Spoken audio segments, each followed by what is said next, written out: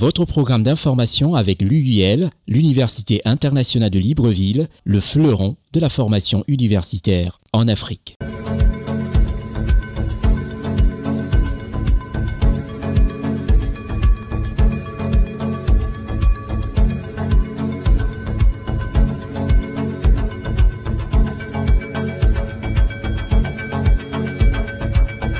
Merci de nous recevoir chez vous. L'équipe de CNN se trouve à Libreville pour une raison.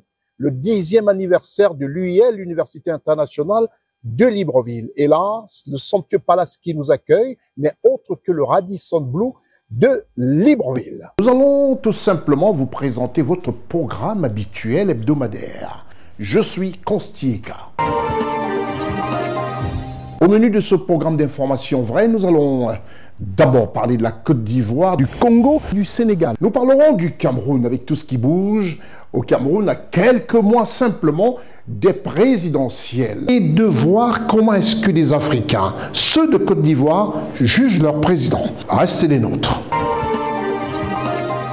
Commençons par le Sénégal, le pays de la Teranga, le pays dirigé par son Excellence Bassirou Diomaye Diakhar Faye. Et au Sénégal se passent des choses qui font plaisir au peuple sénégalais et même aux Africains. Le Sénégal fête le 65e anniversaire de son indépendance en présence de son président, son Excellence M. Bassirou Diomaye Diakhar Faye. Reportage Gozori Charlotte Abdoulaye, Séverin Tchatchoua, Eric Bikek.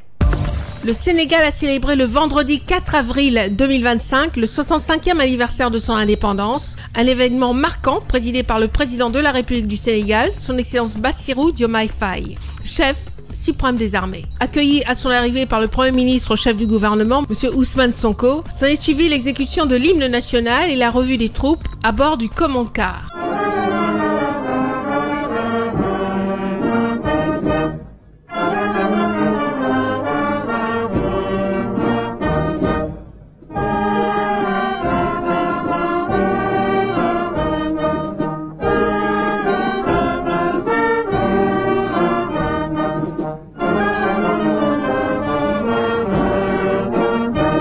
Cette commémoration, empreinte de symboles et de fierté nationale, s'est déroulée à Dakar, sur le boulevard Mamadou Dia, anciennement appelé boulevard Général de Gaulle, rebaptisé en l'honneur de l'ancien président du Conseil des ministres à l'aube de l'indépendance. Plusieurs autres chefs d'État ont pris part à cette célébration, notamment le président de la Mauritanie, Mohamed Ould Cheikh El Ghazouani, président de la Guinée-Bissau, Umaro Sissoko Embalo, président de la Gambie, Adama Barrow, ainsi que le vice-président de la République fédérale du Nigeria, Kashim Shettima. La journée a été marquée par un grand défilé civil et militaire réunissant plus de 6000 participants qui ont défilé sous les yeux d'un public enthousiaste.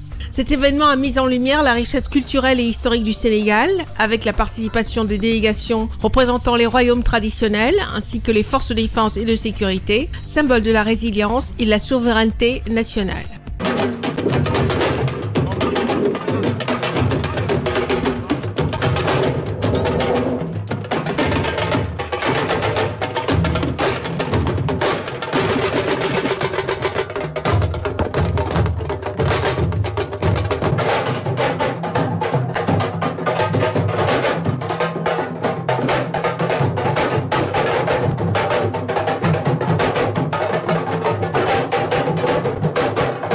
Le thème retenu pour cette édition est « Vers la souveraineté technologique et industrielle des forces armées ». Thème qui reflète l'ambition du président de la République du Sénégal, son Excellence Bassirou Diomaye Faye, de renforcer l'autonomie du Sénégal grâce notamment à des initiatives telles que la modernisation des capacités militaires. Dans son discours, le président de la République du Sénégal, son Excellence Bassirou Diomaye Faye, a rendu hommage aux forces de défense et de sécurité pour l'excellente organisation du défilé, et a réaffirmé son engagement en faveur de l'unité nationale et de la coopération africaine. Nous venons de célébrer avec éclat le 65e anniversaire de l'indépendance de notre pays à travers une très belle et riche cérémonie marquée par un défilé impeccable.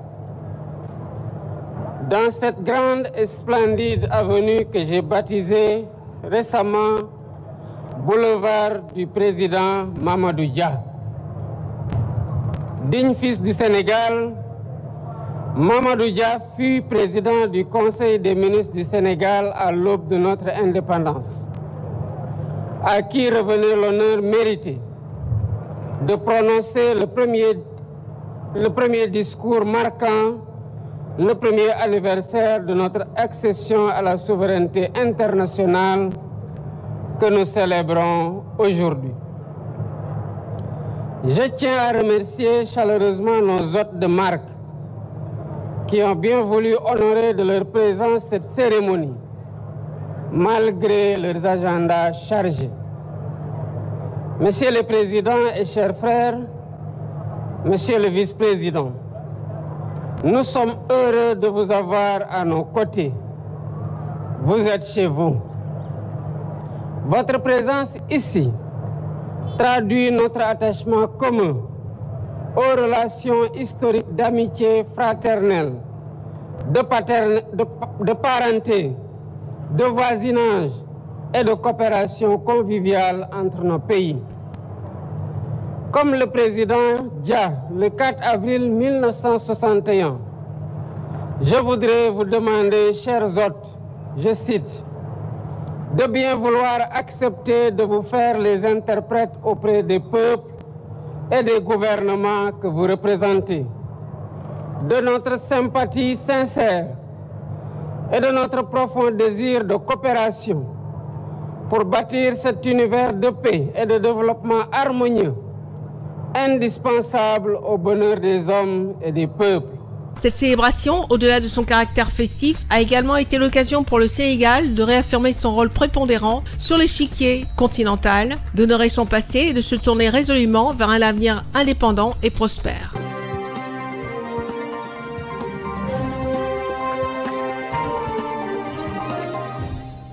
Nous quittons cette fois le Sénégal pour la Côte d'Ivoire, le pays du président Alassane Ouattara.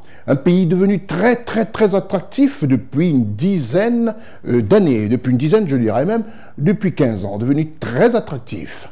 En Côte d'Ivoire, il s'agit de l'exercice au Bangamé Express 2025 de la Marine nationale de Côte d'Ivoire. Ousmane Koulibaly, Séverin Tchatchoua, Gozo-Richard, Marcel Bassolé. La cérémonie lance officiellement au Bangamé Express 2025 des exercices maritimes régionaux dans le golfe de Guinée où la marine ivoirienne entend démontrer son opérationnalité et son efficacité militaire croissante. Durant 10 jours, manœuvres militaires maritimes multirégionales se concentreront principalement sur les scénarios liés à la lutte contre la pêche illégale, au trafic des êtres humains et de stupéfiants. Les États-Unis d'Amérique apportent leur aide par le biais de l'Africom. Le golfe de Guinée est une artère vitale pour le commerce mondial et assurer sa sécurité n'est pas seulement une priorité régionale mais mondiale.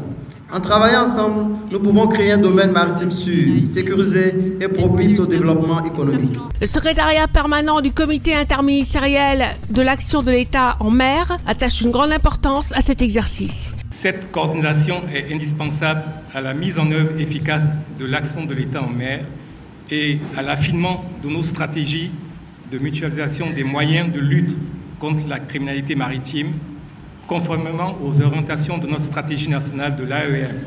Je vous exhorte à vous investir pleinement dans cet exercice. La sécurité maritime ne se décrète pas. Elle se construit jour après jour par la synergie des volontés.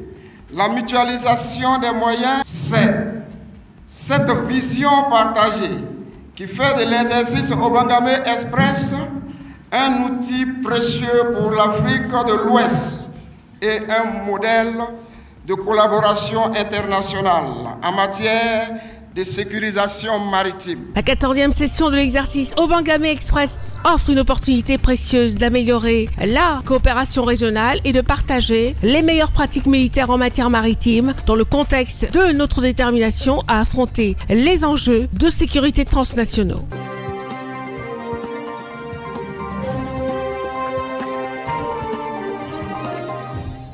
Nous restons toujours en Côte d'Ivoire. Il faut avoir cette image du président qui fait des prouesses en Côte d'Ivoire. Ce président, son Excellence Alassane Ouattara, qui émerveille les Ivoiriens en une décennie presque et demie, a réussi à faire passer un pays de la catastrophe à l'excellence et à la référence même, je dirais, africaine. Je vous retrouve juste après la réclame. Et en Côte d'Ivoire, le pays du président Alassane Ouattara, le commandant supérieur de la gendarmerie inspecte le dispositif sécuritaire pour la paix de ses compatriotes, la sécurité et le bonheur des Ivoiriens et de ceux vivant en Côte d'Ivoire. Ousmane Koulibaly, Jean Richard, Séverin Tchatchoua, Marcel Bassolé. Le nord-est de la Côte d'Ivoire, une zone sécuritaire à la lisière de la frontière du Burkina Faso et du Ghana, fait actuellement l'objet d'un contrôle supplémentaire orchestré par le général de corps d'armée Alexandre Apalo Touré, commandant supérieur de la gendarmerie nationale ivoirienne. Il vient s'enquérir de l'état du dispositif de sécurité au poste de frontière de Soko et féliciter les hommes pour le travail abattu. Il a insisté sur l'importance d'une vigilance accrue et exhorte les hommes à rapporter toute activité suspecte pour assurer une gestion efficace de toute menace à la sécurité. Au terme des consignes aux hommes, le général Apalo Touré est l'hôte de la communauté villageoise de Soko, un appel à l'action pour soutenir les forces en matière de renseignement sur tout incident sécuritaire et encourager la mobilisation citoyenne afin de lutter contre le phénomène de fuite de produits agricoles qui nuit à l'économie nationale et au développement de la Côte d'Ivoire. Quand nos forces arrivent, et puis on apprend que bon, les forces ont attrapé des véhicules qui étaient en train de sortir, et puis les jeunes aussi sont sortis pour lutter contre ça, pour encourager que nos produits partent à l'étranger. C'est pas encourageant. Voilà. Donc pour ça aussi, aidez-nous dessus. Voilà. Pour la stabilité du pays, il faut combattre ça. Cette visite et les échanges qui l'ont suivi ont apporté de la joie aux habitants de Soko, qui accueillent avec enthousiasme cette nouvelle descente opérationnelle, l'officier général venu à leur rencontre. La rencontre que nous venons de faire avec le général ce soir-là, c'est une sensibilisation des parents. Il nous a donné vraiment des informations qui nous vont droit au cœur. Nous sommes toujours prêts pour aider l'autorité à pouvoir vraiment travailler et sécuriser nos zones. La descente inopinée du général de corps d'armée Alexandre Apalo Touré dans diverses positions de cette zone sécuritaire en Côte d'Ivoire vise à souligner l'importance de la vigilance et de la rigueur dans l'accomplissement des missions régaliennes de la gendarmerie nationale, un corps d'élite résolument dévoué au service de la nation et des lois.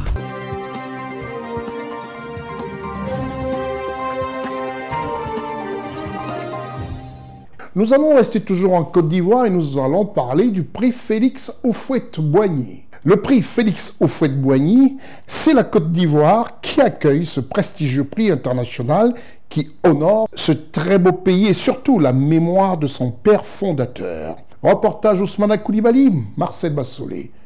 Depuis son accession à la présidence de la République de Côte d'Ivoire, chacune de ses interventions appelle à la paix et à l'unité. La paix constitue pour nous une valeur cardinale que nous devons préserver en toutes circonstances par le dialogue. Le président de la République de Côte d'Ivoire, son Excellence Alassane Ouattara, s'est engagé dès le début de son mandat à restaurer la cohésion nationale. Il prend une loi pour permettre à nos frères et sœurs qui étaient de l'autre côté de rentrer. Les victimes des crises ont été indemnisées. Les enfants des victimes ont jusqu'à ce jour la prise en charge scolaire. Les victimes continuent d'être prises en charge sur le volet santé. Et ce programme-là, depuis 2012-2013, il continue jusqu'à ce jour. Dès 2012, après la crise post-électorale, le président Alassane Ouattara a initié un dialogue avec les acteurs sociopolitiques pour instaurer une plateforme d'échange permanente visant à apaiser les tensions. Le président Alassane Ouattara, c'est un homme de paix. Tout a été pensé, conçu autour de la paix, autour de la cohésion sociale, autour de la stabilité. Tout a été conçu avec les Ivoiriens, pour les Ivoiriens, dans un contexte de vivre ensemble. Le chef de l'État ivoirien, son Excellence Alassane Ouattara, fut réélu président au premier tour en 2015. En janvier 2016, il a reçu M. Pascal Affi N'Guessan, président du FPI et candidat à la présidentielle de 2015, et ces échanges menèrent à la libération de personnes détenues suite à la crise post-électorale de 2010-2011. En vue de la présidentielle de 2020, le Premier ministre Amadou Gon Coulibaly initie un dialogue séquencé avec la société civile du 24 janvier au 26 juin 2019. Ce dialogue se déroule en 2 phases. D'abord la recomposition de la commission électorale indépendante, ensuite les règles de l'élection présidentielle en Côte d'Ivoire, la mise en liberté des prisonniers de la crise post-électorale, le retour et la réinsertion des exilés dans l'administration publique, tout comme le retour d'exil de l'ancien président Laurent Gbagbo le 17 juin 2021. Des efforts considérables pour accélérer le processus de réconciliation en Côte d'Ivoire. Son Excellence Alassane Ouattara poursuit le dialogue avec les figures fortes de l'opposition ivoirienne, notamment avec les anciens présidents Laurent Gbagbo et Henri Konan Bédié. Que les Ivoiriens fassent de la paix le combat. Que nous ayons à l'esprit que la paix est comme un œuf. Une fois qu'il se casse, on ne peut plus le reconstituer. Nous avons tous un parent qui est PPAC, nous avons tous un parent qui est PDCI. Est-ce pour autant parce qu'un PDCI a tenu des propos désobligeants en l'envers de RADP que j'irai me battre avec lui? Non, ça reste mon parent. On doit arriver à faire la part des choses. En 2021, le chef de l'État ivoirien, Son Excellence Alassane Ouattara, a reçu le prix africain pour la paix d'Abu Dhabi. En accueillant le prix Félix Houphouët-Boigny en 2025, cette célébration encourage les Ivoiriens à protéger et à promouvoir la paix.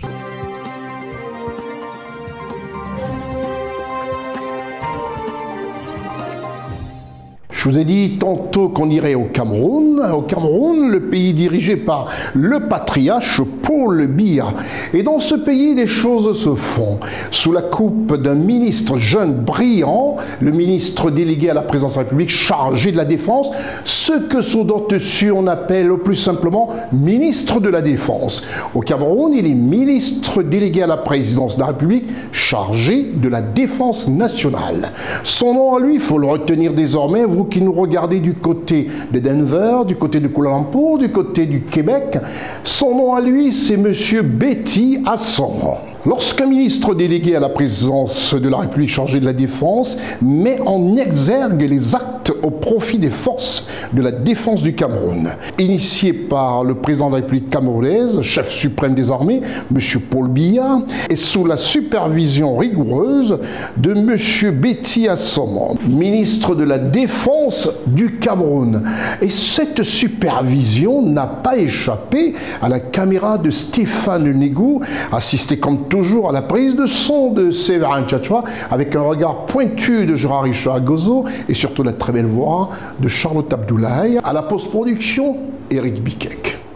Peut-on dire sans se tromper que le maître d'ouvrage de ce nouveau campus est bel et bien le non moins méticuleux M. Joseph Betty Assomo, ministre délégué à la présidence de la République, chargé de la défense nationale? Eh oui, ce projet décidé par le chef de l'État, chef suprême des armées, Son Excellence Paul Biya, dans sa réalisation, est une prouesse rendue à 10 mois après le lancement des travaux. Tout nouveau campus interarmé du Cameroun, situé dans l'arrondissement de Hawaï et principalement dans la localité de Ekumabang, jaillit de terre et composé de bureaux, réfectoires, salles de classe et dortoirs pour élèves officiers mixtes, ceci pour le grand bonheur de l'égalité du genre. Ces réalisations donnent déjà fière allure, comme l'atteste ici M. Joseph Betty Assomo, ministre de la Défense du Cameroun, en visite de coordination sur le site. La phase actuelle du chantier était prévue pour une durée de 24 mois. Nous sommes aujourd'hui à 10 mois seulement. Le rythme d'exécution du chantier, lui, il est en avance. Les infrastructures dédiées à la formation des premières années de l'école militaire interarmée en sigle l'EMIA sont à l'honneur du génie militaire dans son exécution, dont la première phase des travaux est déjà terminée. Nous allons anticiper les calendriers qui étaient prévus pour permettre à l'année probatoire, qui est la première année des élèves officiers dans une académie militaire, l'année probatoire soit délocalisée de Mélène dès l'année 2025. Pour la suite et fin des travaux, le génie militaire dans la rigueur et l'essence même de la formation s'attelle autour des servitudes internes à l'espace réservé pour cette réalisation avec une collaboration paisible des autochtones de cette contrée, comme l'atteste ici le ministre de la Défense, M. Joseph Betty Assomo, qui veille au grain pour la réussite de ces travaux. Nous voulons saisir cette occasion déjà pour remercier les populations de cette contrée qui ont collaboré avec le ministère de la Défense. Les diligences foncières sont terminées. Les indemnisations sont entièrement payées. Le ministre de la Défense, M. Joseph Betty Assomo, s'est assuré de toutes les indemnisations payées pour la réalisation de ce vaste projet de modernisation et de développement au profit des forces de défense de la République du Cameroun, initié par le président Paul Biya, chef de l'État, chef suprême des armées de la République du Cameroun.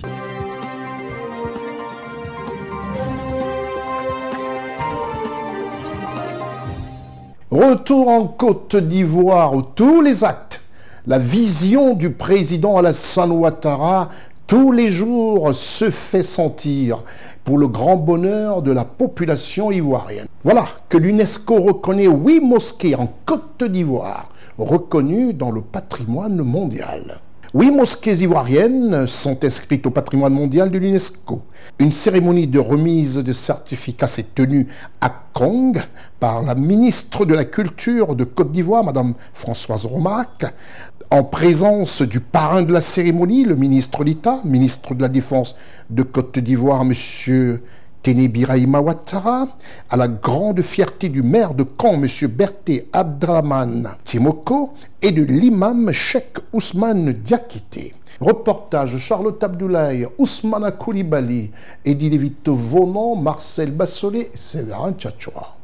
Depuis 2021, 8 mosquées ivoiriennes de style soudanais sont inscrites au patrimoine mondial de l'UNESCO. Les certificats d'inscription de ces 8 mosquées ivoiriennes du style soudanais au patrimoine mondial de l'UNESCO ont été remis à la cour de la grande mosquée de Kong par la ministre ivoirienne de la Culture et de la Francophonie, Madame Françoise Remarque. Avec son style soudanais en terre, la grande mosquée de Kong a plus de 300 ans. Elle traverse le temps avec la petite mosquée de Kong, la mosquée Nambira, la mosquée de Tengrela, la mosquée de Koto, la mosquée de Sorobango, la mosquée de Samatigila et la mosquée de Kawara. Toutes font désormais partie du patrimoine mondial de l'UNESCO. J'ai nommé son Excellence, Monsieur le Président de la République, Alassane Ouattara. C'est lui qui, de son aura, de sa maestria et de son influence sur la scène internationale, a repositionné la Côte d'Ivoire dans le concert des nations. C'est à lui que revient l'honneur de cette inscription des 8 mosquées de style soudanais au patrimoine mondial de l'UNESCO. Le guide de la communauté musulmane de Côte d'Ivoire, M. Cheikh Aïma Ousmane Diakité, a pour sa part exprimé sa fierté et a rendu hommage aux bâtisseurs de ces édifices emblématiques, considérant cette reconnaissance comme un honneur pour la communauté musulmane et pour la Côte d'Ivoire tout entière. Les imams et toute la communauté musulmane en Côte d'Ivoire voudraient, par ma modeste voix, très sincèrement saluer son Excellence, Monsieur le Président de la République, Alassane Ouattara, et son gouvernement, pour avoir eu cette vision qui s'est très tôt matérialisée à travers la prise du décret du 29 janvier 2020, portant classement des mosquées en série style soudanais du nord ivoirien sur la liste du patrimoine culturel national. C'est ça le débat. La ministre ivoirienne de la Culture et de la Francophonie, Madame Françoise Remarque, met en évidence le caractère exceptionnel de cette journée. Nous avons tenu à organiser cet événement pour la postérité, pour l'histoire, pour rendre hommage aux différentes communautés détentrices du savoir-faire unique, pour leur détermination et pour magnifier la patience dont elles ont fait preuve. Toutes les populations méritent aussi vos applaudissements. Pour l'UNESCO, il sera nécessaire de préserver tous ces biens culturels. Les sites du patrimoine mondial appartiennent à tous les peuples du monde, sans tenir compte du territoire dans lequel ils sont situés. Donc les mosquées de style soudanais du nord ivoirien appartiennent donc aussi à tous les peuples du monde, qui ont la responsabilité de coopérer avec vous pour en assurer leur préservation. De nombreux membres du gouvernement étaient présents aux côtés du parrain de l'événement, le ministre d'État, ministre de la Défense de la Côte d'Ivoire, M. Téné Birahima Ouattara, a exprimé sa joie. Depuis des années, ces communautés se sont mobilisées et sont mises à la disposition des experts de l'Office ivoirien du patrimoine culturel, OIPC, en espérant répondre aux critères de l'UNESCO. Je dois dire que c'est chose faite aujourd'hui. Je voudrais, avant de clore mon propos, me tourner à nouveau vers M. Lundou pour lui demander de remercier la part de son Excellence le Président de la République, la directrice générale de l'UNESCO, pour donner cette faveur de grande portée qui est faite à la Côte d'Ivoire. En Côte d'Ivoire, il existe au total 20 mosquées de type soudanais et le processus d'inscription de ces 12 autres mosquées du style soudanais, encore non inscrites, font l'objet de travaux de rénovation dans l'espoir de leur future inscription. Le certificat décliné en 8 exemplaires a été remis au comité de gestion de chaque mosquée concernée, située dans les régions du Poro, du Kabadougou, de la Bagoué, de Gontougo et du Chologo.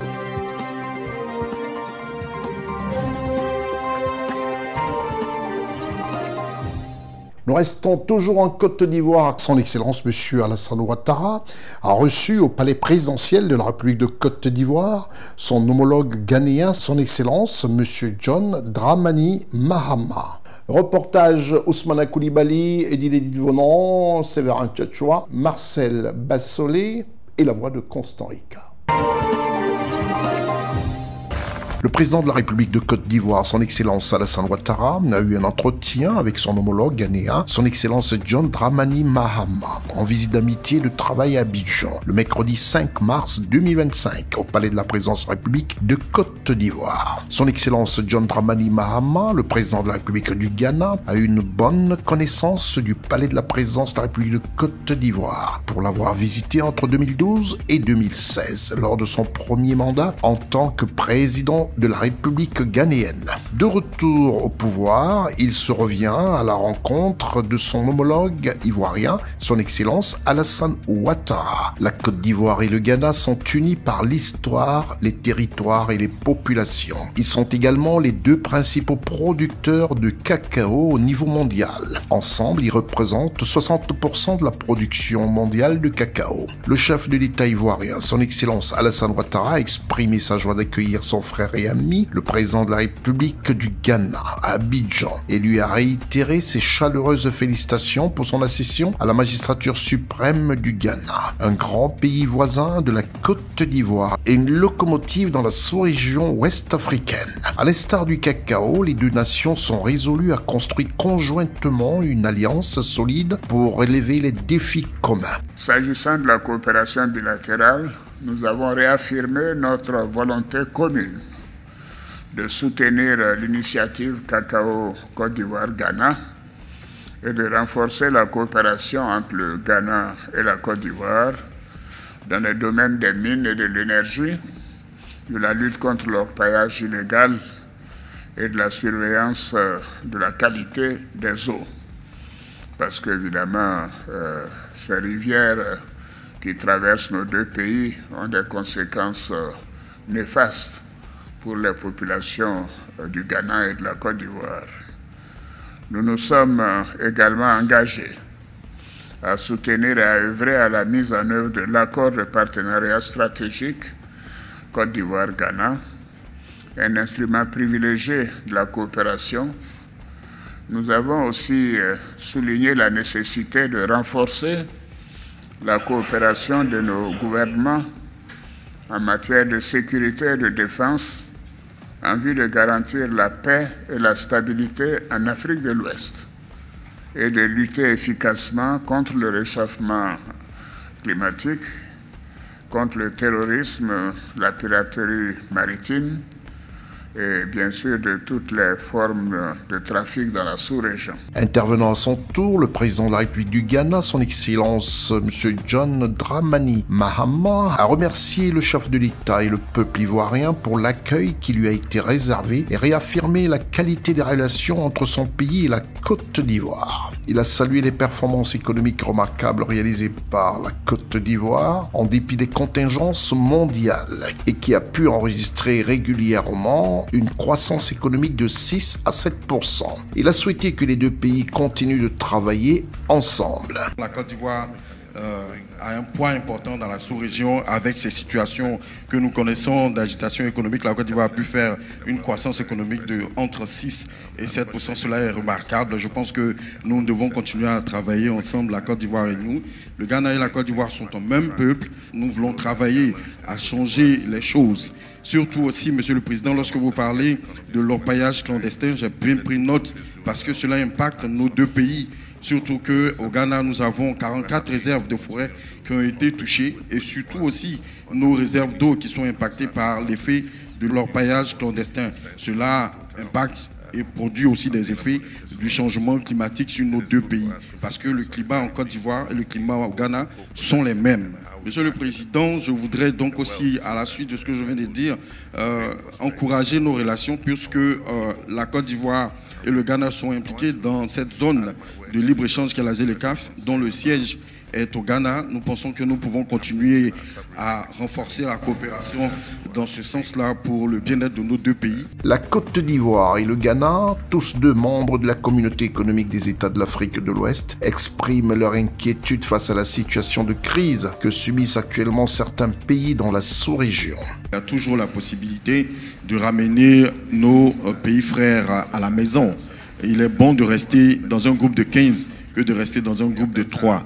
Il y a toujours des possibilités. Ce sont des pays qui comptent dans la sous-région et la sous-région a une importance pour ces pays-là dans la mesure où il y a des populations de ces pays qui sont en Côte d'Ivoire. Il y a aussi des populations de ces pays-là qui souffrent sur les lignes de frontières et je pense qu'il y a toujours des choses à faire parce qu'il y a un intérêt économique à gagner dans la CEDEAO. Comme je l'ai dit, il est toujours bon de rester dans un groupe de 15 plutôt que de rester dans un groupe de 3. Selon le président de la République de Côte d'Ivoire, son Excellence Alassane Ouattara, la situation sécuritaire et sociopolitique dans certains pays du Sahel est jugée préoccupante dans la sous-région. Nous avons noté la nécessité d'apporter une assistance à ces pays frères pour leur permettre de faire face aux besoins humanitaires et sécuritaires.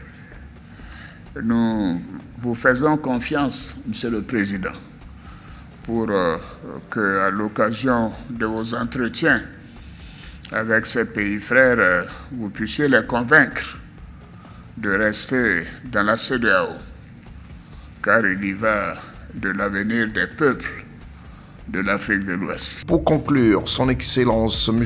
John Dramani Mahama a transmis les chaleureuses salutations de son épouse, Mme Lordina Mahama, à la première dame de Côte d'Ivoire, Mme Dominique Ouattara. Il est à noter que le vice-président de la République, M. Timo Komele Kone, le premier ministre de la République de Côte d'Ivoire, M. Robert Begré-Mambé, ainsi que plusieurs membres du gouvernement et du cabinet présidentiel ont pris part à cette rencontre. La Tanzanie, ce pays présidé par son Excellence Samia Suluhu, est un pays qui nous permettra aussi de comprendre un peu ce qui se passe de ce côté de l'Afrique. À Dar es Salaam s'est tenu de nombreuses choses en marge de ce sommet Africa Summit Energy. Le président de la République congolaise, M. Denis Sassou Nguesso, a profité justement de la présence de ses homologues à ce sommet en Tanzanie et pour les recevoir comme il se doit, la manière africaine, au nombre desquels on pouvait compter le président Brice Clotaire Oligui Nguema et de nombreux autres. Avec la complicité de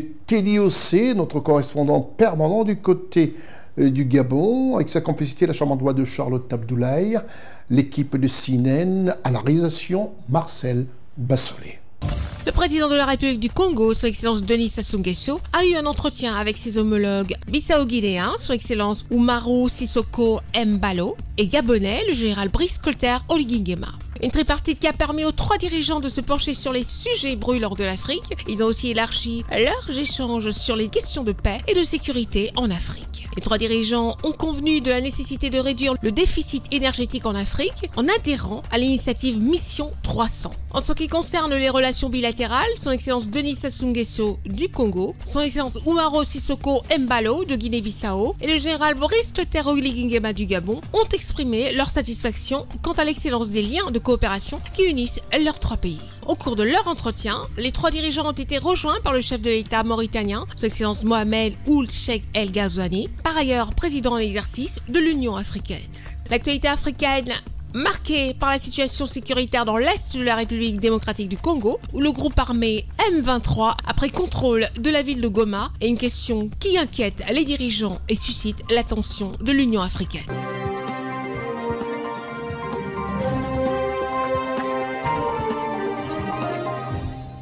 Plus besoin de vous dire simplement qu'au Gabon, sur 80 hectares, est bâtie une université qui fait pâlir de jalousie toutes les grandes universités mondiales. Là-bas, le savoir se fait, mais un savoir beaucoup plus pointu, c'est-à-dire les étudiants qui sortent de l'Université internationale de Libreville sont aptes tout de suite à porter leur savoir dans le marché international.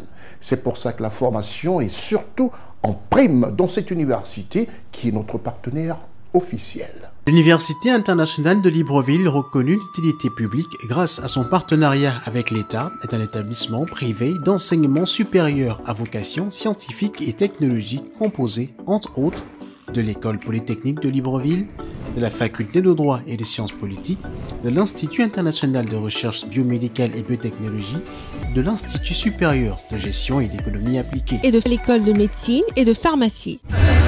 Ouverture de la nouvelle École supérieure des sciences agronomiques, en sigle ESSA, et ses filières d'agronomie à l'IUL-BJ dès la rentrée universitaire 2025-2026. Son ouverture sur le monde du fait de ses partenariats avec les prestigieuses universités et institutions internationales lui permettent de s'arrimer à plusieurs systèmes de formation et de délivrer des diplômes reconnus. DUT, licence, ingénieur, master recherche et professionnel, exécutive MBA, doctorat. Venez vous former à l'exécutive MBA de l'UQAM Canada au métier de l'économie, gestion, du droit et de la science politique de l'industrie médicale et pharmaceutique. Devenez technicien supérieur ou ingénieur à l'Université internationale de Libreville, le fleuron de la formation universitaire en Afrique.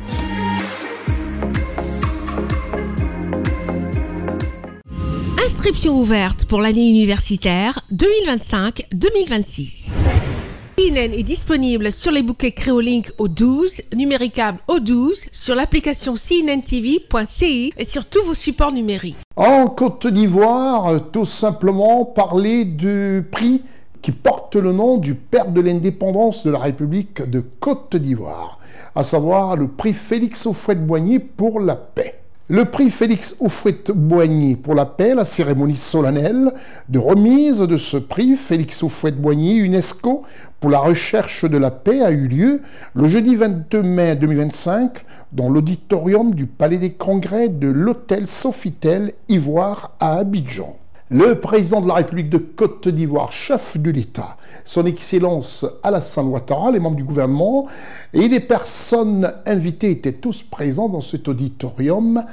Depuis le Palais des Congrès de l'Hôtel Ivoire d'Abidjan, dans cet bel auditorium, était présent son Excellence Alassane Ouattara. Et on peut aussi remarquer la présence du président de la République togolaise, son Excellence Faure Essongba Yassimbe, chef d'État qui a décidé aussi comme ça d'honorer de sa présence cette cérémonie solennelle de remise de prix Félix Houphouët-Boigny UNESCO pour la paix.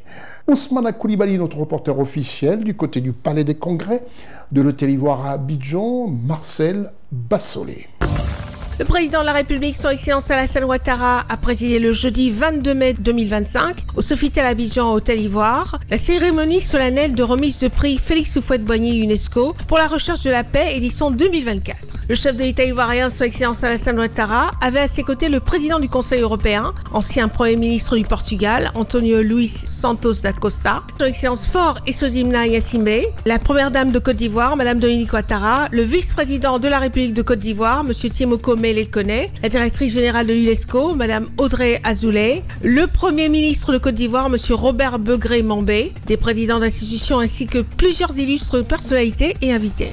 Le jeudi 22 mai 2025, Abidjan a été le théâtre d'un événement majeur pour la paix et la diplomatie internationale. L'espace d'une matinée, le temps d'une distinction, Abidjan a revêtu les attributs de capitale de la paix, valeur chère au père fondateur de la nation ivoirienne. Le président Félix Houphouët-Boigny vit à jamais à travers son idéal et son œuvre de paix. Créé en 1989, le prix Félix Houphouët-Boigny UNESCO pour la recherche de la paix honore les personnalités, institutions ou organisations ayant contribué de manière significative à la promotion, à la recherche et au maintien de la paix. Le prix est composé d'une médaille, d'un diplôme et d'un chèque. Le lauréat de ce prix pour l'édition 2024 est Monsieur António Luís Santos da Costa, ancien Premier ministre du Portugal et actuel président du Conseil européen. Par ces prix, nous saluons votre défense du multilatéralisme et vos efforts pour faire avancer les idéaux de paix et de justice qui, dans un monde sans cesse plus interdépendant, représentent la seule voie à suivre pour relever les grands défis de l'humanité et de la planète. L'UNESCO est au cœur de l'organisation et de l'attribution du prix Félix Houphouët-Boigny UNESCO pour la recherche de la paix. Un prix né de l'Afrique, mais un prix résolument mondial, comme en témoigne la liste impressionnante de ses récipiendaires. Un prix qui nous rappelle que la paix ne se contente pas d'une simple coexistence, ou même d'une pratique de la tolérance, fût-elle soutenue. La paix a aussi besoin de leaders, d'hommes et de femmes qui s'engagent pour l'action publique, qui incarnent la paix et qui la défendent. Notre lauréat cette année a pris ce risque et cet engagement de l'action publique. Je veux enfin ici témoigner de toute ma reconnaissance à la Côte d'Ivoire, à la République de Côte d'Ivoire et à son président. Monsieur Antonios da Costa, reconnu comme un pilier du multilatéralisme et de la solidarité et la coopération internationale, a été récompensé selon le président du jury du prix, Monsieur Denis Mukwege, prix Nobel de la paix 2018, pour son dévouement en faveur de la stabilité, de la solidarité et de la coopération internationale. Je m'ai interrogé pourquoi j'ai mérité ces prix. Heureusement, je n'ai jamais eu besoin de signer un traité de paix et je ne me suis jamais engagé dans une négociation pour la paix. Mais j'ai compris que la paix, c'est beaucoup plus que l'absence de la guerre. La paix, c'est avant tout nous faire connaissance, nous comprendre, nous dialoguer et par l'éducation et la culture, promouvoir des valeurs qu'on peut nous rassembler dans un esprit commun de notre planète. Recevoir ces prix représente une énorme responsabilité pour moi, par les nouvelles fonctions que j'assume et dans le cadre desquelles je dois continuer à défendre les valeurs pour lesquelles ce prix a été créé et à les faire rayonner.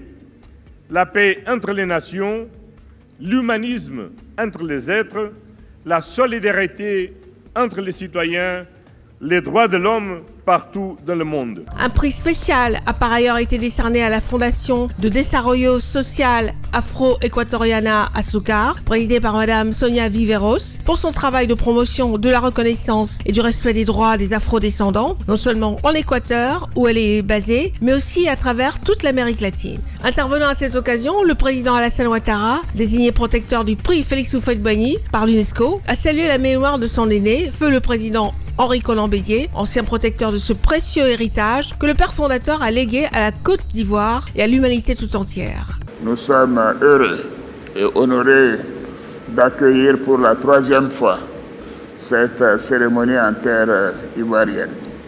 La promotion de la paix est indissociable de l'encouragement et de la reconnaissance des actions des hommes et des institutions de bonne volonté qui agissent dans ce domaine. C'est la quintessence même de la philosophie qui prône le prix Félix Houphouët-Boigny UNESCO. Cher lauréat, M. Antonio Luis Santos da Costa, je voudrais vous adresser mes sincères félicitations en votre qualité de Premier ministre du Portugal, puis de président du Conseil européen depuis décembre 2024. La recherche du compromis et de la paix sont les constantes de votre engagement politique.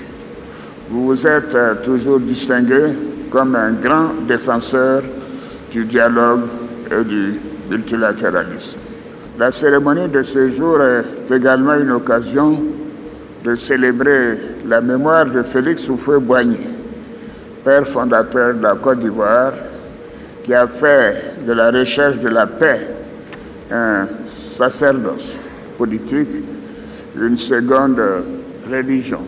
Depuis, le credo de la politique ivoirienne a toujours été la construction et la promotion de la paix par le dialogue. Notre nation, suivant les jalons posés par le premier président ivoirien, a su répondre au rendez-vous de l'histoire en demeurant fondamentalement hospitalière.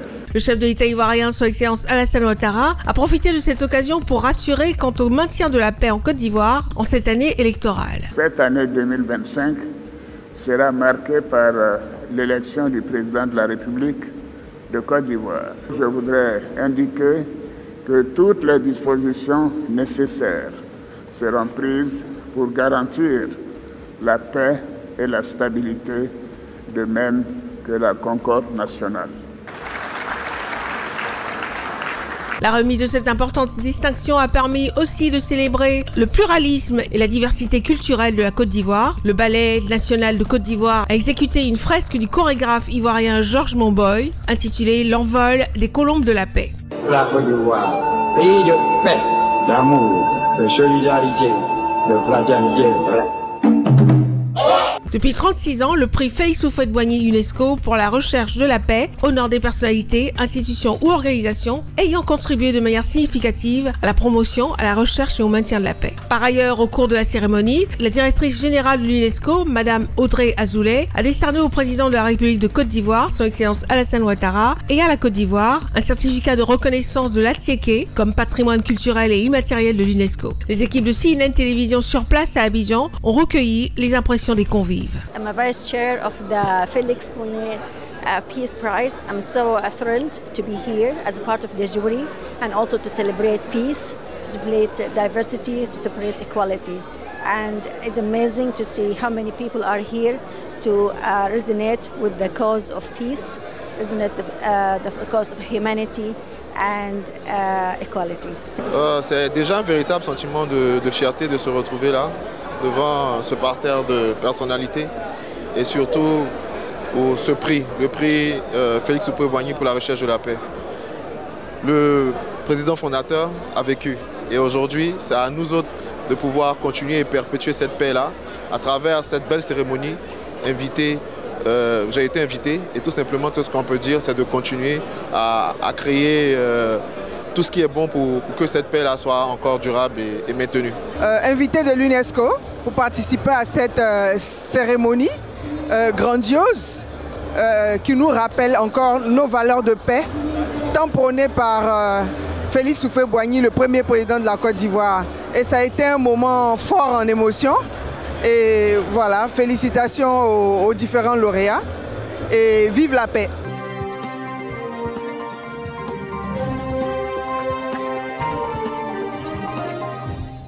Voilà, maintenant vous savez qui est le candidat du RHDP à la prochaine élection présidentielle d'octobre 2025. Nous restons toujours en Côte d'Ivoire et là nous allons parler du ministère de la Défense. Le ministère de la Défense, dirigé par le ministre d'État, ministre de la Défense de la République de Côte d'Ivoire, M.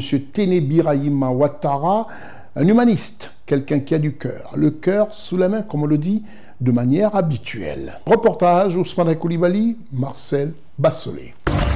Le ministre d'État, ministre de la Défense, M. Téné Birahima Ouattara, a présidé le jeudi 24 juillet 2025 au camp de gendarmerie d'Agban la cérémonie des remises des attributs commando à 499 stagiaires, dont 24 officiers, de la 22e promotion en fin de formation. Après 3 mois de formation intense, de rigueur et d'endurance, ils sont désormais prêts à intégrer les rangs des commandos de la gendarmerie nationale de Côte d'Ivoire. Être commando, c'est un état d'esprit qui doit nous commander à être correct. Vous avez l'obligation ferme, l'obligation républicaine d'être et de demeurer républicain. Le commando doit être celui qui se sent habillé du drapeau de la République. Et donc pour ça, il doit travailler à ce que ce drapeau ne soit jamais sali. La remise des attributs tels que les cordelettes, les mousquetons, le béret rouge par le ministre d'État, ministre de la Défense, M. Téné Birahima Ouattara, sont des symboles d'appartenance à ce corps d'élite de la gendarmerie. Ce sont des éléments qui sont formés pour faire face en tout lieu, en tout temps, en toutes circonstances, à toute velléité de banditisme, de désobéissance civile, et j'en passe, de déstabilisation des institutions de la République. Ce sont les gardiens de la République, en plus d'autres forces de défense et de sécurité. Discipline, rigueur et efficacité. Pour témoigner de leur savoir-faire, les nouveaux commandos ont exécuté un exercice tactique sur le regard admiratif des autorités ainsi que leurs familles. La cérémonie a également marqué la remise d'un lot de véhicules non tactiques destinés à renforcer les capacités opérationnelles des forces de défense et de sécurité, comprenant notamment des véhicules de commandement, de transport de troupes, de liaison et des camions-citernes. Nous comptons sur toutes les composantes de défense de la République de Côte d'Ivoire, que ce soit les armées, terre, mer, air, la gendarmerie et aussi les forces de sécurité en ce qui concerne la police nationale pour faire en sorte que la Côte d'Ivoire soit protégée. Le ministre d'État, ministre de la Défense, M. Téné Birahima Ouattara, a également procédé aux inaugurations de la section d'analyse des traces technologiques de la Gendarmerie nationale, du bloc opératoire de l'unité de chirurgie du centre de santé pour une meilleure prise en charge des gendarmes.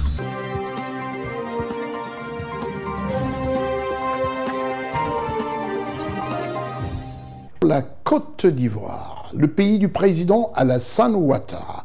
Travailler aux côtés du président Alassane Ouattara, à savoir être ministre, c'est savoir qu'on n'aura pas du tout de sommeil.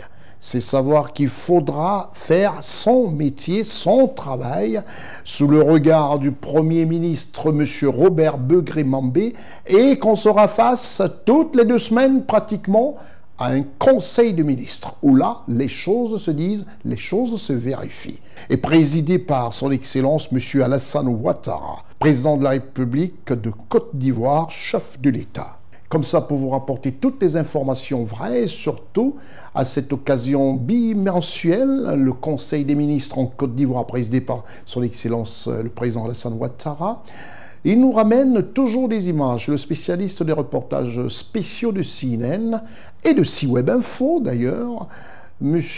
Ousmane Coulibaly, assisté de Eddie Lévito-Vonan, et à la post-production Marcel Bassolet et la voix de Constant Rica.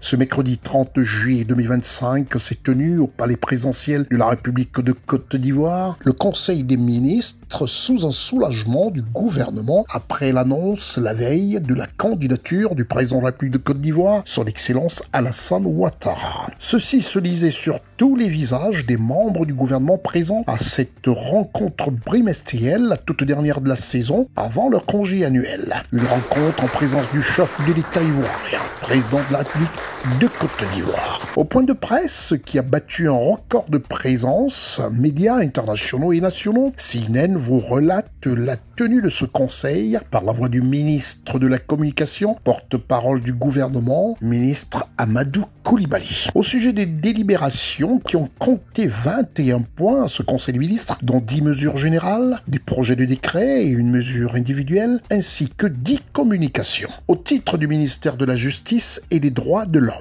Le Conseil a adopté un décret portant érection des sections détachées des tribunaux en tribunaux de première instance et fixant leur siège, leur ressort territorial et leur composition. Au titre du ministère des Transports, en liaison avec les ministères concernés. Le Conseil a adopté un décret relatif au système d'échange des renseignements préalables concernant les voyageurs et les données des dossiers passagers. Au titre du ministère du Patrimoine, portefeuille de l'État et des entreprises publiques en liaison avec les ministères concernés. Le Conseil a adopté un décret portant approbation d'un contrat de partenariat public-privé portant conception, financement, rénovation, gestion et entretien, maintenance de l'immeuble Symphonie à Abidjan entre l'État de Côte d'Ivoire et l'entreprise Telium Property Côte d'Ivoire. Au titre du ministère de la Promotion de la Jeunesse. Le Conseil a adopté un décret portant modalités d'encadrement des organisations de jeunesse en cohérence avec les évolutions législatives et institutionnelles intervenues récemment à travers la loi du 23 novembre 2023 d'orientation relative à la jeunesse et la loi du 11 juin 2025 portant ratification de l'ordonnance du 12 juin 2024 relative à l'organisation de la société civile. Au titre du ministère de l'Hydraulique, de l'Assainissement et de l'Insalubrité. Le Conseil a adopté un décret portant création, attribution, organisation, composition et fonctionnement du groupe sectoriel eau, hygiène, assainissement. Au titre du ministère des Eaux et Forêts. Le Conseil a adopté 3 décrets. Le premier décret détermine les groupes d'espèces de faune. Le deuxième détermine les modalités de création et de gestion des élevages de faune. Et le troisième, enfin, adopté par le Conseil, détermine quant à lui les modalités de création et de gestion des sanctuaires et des centres de sauvegarde de la faune. Au titre du ministère de l'Emploi et de la Protection sociale. Le Conseil a adopté un décret modifiant les articles 6, 7 et 8 du décret du 22 mars 2023 fixant les spécialités médicales, les actes de médecine, de biologie et les classes thérapeutiques des produits pharmaceutiques garantis par la couverture maladie universelle, la CMU. Au titre du ministère de la Culture, de la Francophonie. Le Conseil a adopté un décret fixant les conditions et modalités de sélection des trésors humains vivants. Au titre de la mesure individuelle. Le Conseil a donné son agrément en vue de la nomination de Mme Majida Karaki en qualité d'ambassadeur extraordinaire et plénipotentiaire de la République libanaise près la République de Côte d'Ivoire avec résidence à Abidjan. Au sujet des 10 communications. Au titre du ministère de l'Économie, du Plan et du Développement, en liaison avec le ministère des Finances et du Budget, le Conseil a adopté une communication relative à l'évolution de la situation économique et financière de la Côte d'Ivoire au premier trimestre de l'année 2025. Au titre du ministère de la Justice et des Droits de l'Homme, en liaison avec les ministères concernés, et c'est la deuxième communication, le Conseil a entendu le compte-rendu de l'élection au Comité pour l'élimination de la discrimination raciale des Nations Unies. Au titre du ministère des Mines, du Pétrole et de l'Énergie, le Conseil a adopté 2 communications. La première communication est relative à la mise en œuvre du projet portant initiative multipartite pour le développement durable de l'exploitation minière artisanale et à petite échelle de l'or, IMDE en abrégé, en Côte d'Ivoire donc. La deuxième communication est relative à la signature d'un contrat de partage de production sur le bloc pétrolier CI 707 avec la société Eni Côte d'Ivoire Limited. Au titre du ministère des Affaires étrangères, de l'intégration africaine et des Ivoiriens de l'extérieur, en liaison avec les ministères concernés, le Conseil a adopté une communication relative à l'adhésion de la Côte d'Ivoire à l'Alliance mondiale contre la faim et la pauvreté. Au titre du ministère de la Santé, de l'Hygiène publique et de la couverture maladie universelle, le Conseil a adopté une communication relative à la tenue de la 10e session ordinaire du Conseil national de lutte contre le sida. Au titre du ministère de l'Éducation nationale et de l'alphabétisation, le Conseil a adopté une communication relative au récapitulatif des résultats des examens scolaires de la session 2025. Au titre du ministère du Commerce, de l'Industrie, en liaison avec les ministères concernés, le Conseil a adopté 2 communications. La première communication est relative à la stratégie nationale du commerce électronique de la Côte d'Ivoire qui vise à faire du commerce électronique un levier de création de richesse et de croissance pour l'économie nationale. La deuxième communication adoptée par le Conseil est relative à l'adoption de la politique nationale de la qualité. Au titre du ministère de la Culture et de la Francophonie, le Conseil a adopté une communication relative à la restitution du Didi Ayekwe à la Côte d'Ivoire. C'est alors que des questions ont suivi par la presse internationale et nationale portant sur des sujets politiques de l'heure en Côte d'Ivoire concernant l'opposition ivoirienne, l'annonce de la candidature du président Alassane Ouattara, chef de l'État de Côte d'Ivoire, et les réponses ont été aussi simples que limpides et de toute vérité par le porte-parole du gouvernement, ministre de la Communication de Côte d'Ivoire, M. Amadou Coulibaly. Prochain Conseil des ministres, le 10 septembre 2025, après les congés annuels mérités d'un gouvernement qui travaille et travaille encore.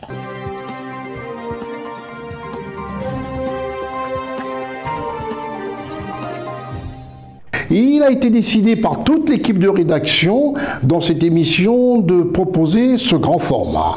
Un grand format exceptionnel où on verra ce que les Ivoiriens pensent de leur président de la République. Tout en vous remerciant d'avoir suivi cette émission, nous vous proposons notre grand format. Avec toutes ces routes qui se construisent de partout, tous ces ponts, toute cette envie de faire de la Côte d'Ivoire un vrai pays, un grand pays, un pays qui ne donnerait pas froid au dos à un investisseur étranger, du Nord surtout, de venir investir en Afrique. Et ça, le président Ouattara a décidé de changer pratiquement la Côte d'Ivoire. On verra ce que les Ivoiriens pensent. C'est l'heure de notre grand format.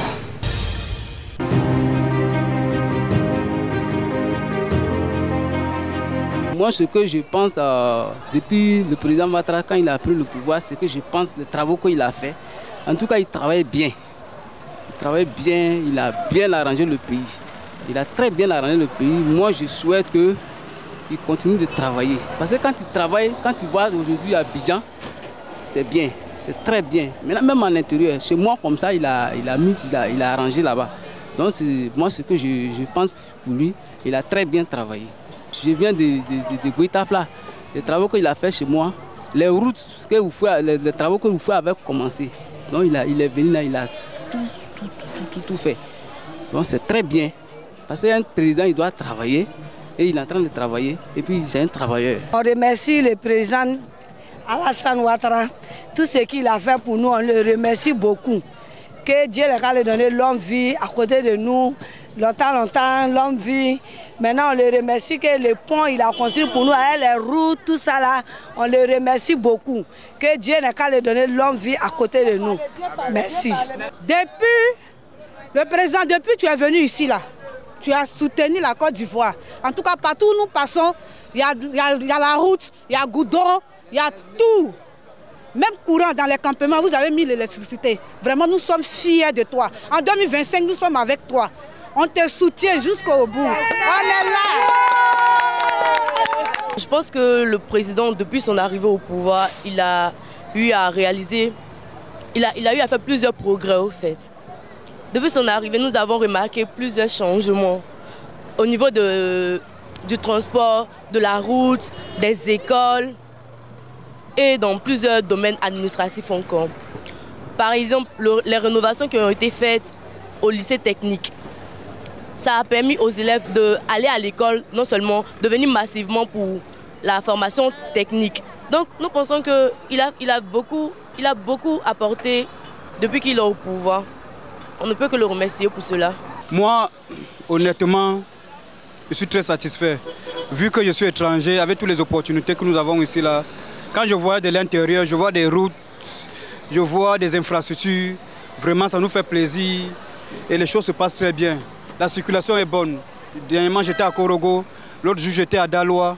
J'ai vu comment tout se passe. Effectivement, vraiment, c'est un président. En Afrique de l'Ouest, il n'y a pas deux. Il lui souhaite d'abord bonne santé, et lui et son gouvernement, et que les choses aillent de mieux en mieux, qu'il aboutisse toujours à ses projets, que les choses avancent et qu'il soit leader en Afrique. Pour moi, c'est mon souhait. Je veux parler du président Alassane Ouattara. Ce qu'il fait pour nous actuellement, c'est bien. Il fait ses travaux, les ponts, les routes, les échangeurs. Tu vois, vous voyez, en tout cas, c'est bien tout ce qu'il fait. Moi, j'aime son travail. En tant qu'une fille bien sage. Et en tout cas, je vous conseille à aller voter cette année encore. Je vous conseille cette année-là, les parents, s'il vous plaît, votez les parents. Moi, je le considère comme mon président. Il est bien, il fait bien son travail. Bon, il faut reconnaître en toute sincérité que le président, il a bien travaillé. surtout au niveau des infrastructures. Surtout au niveau des infrastructures.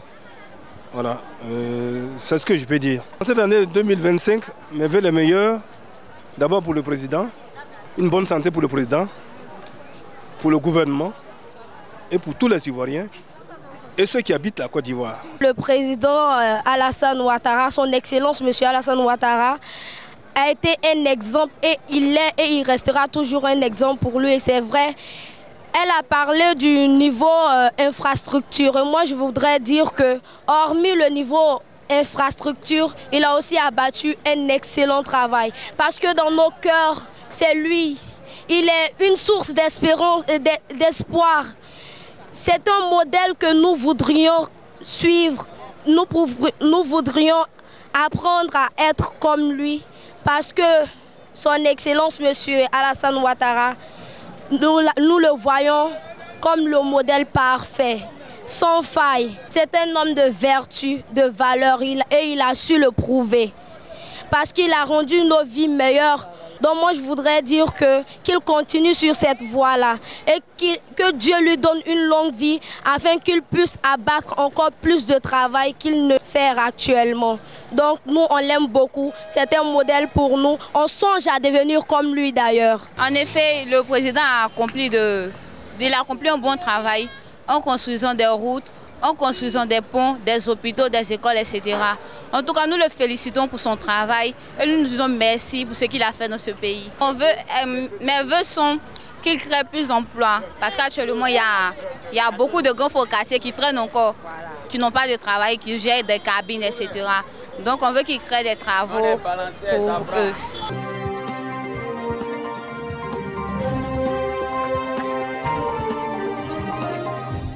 Tout en vous remerciant d'être resté assidu sur votre petit écran pour ce programme Constieka All Week News que vous pouvez regarder, multi-regarder pendant la semaine sur cnntv.ci. Et n'oubliez pas aussi, si vous êtes féru d'informations africaines vraies surtout, le mot est d'importance. Ce programme et d'autres informations africaines sont disponibles sur www.ciwebinfo.ci. Vous avez une chaîne, une des premières en Afrique, qui vous donne l'information africaine 24 heures sur 24, sans interruption. C'était votre programme d'information avec l'UIL, l'Université internationale de Libreville, le fleuron de la formation universitaire en Afrique. C'est terminé pour cette émission Constieka All Week News. Je vous donne rendez-vous au prochain numéro. Je suis Constieka. Au revoir.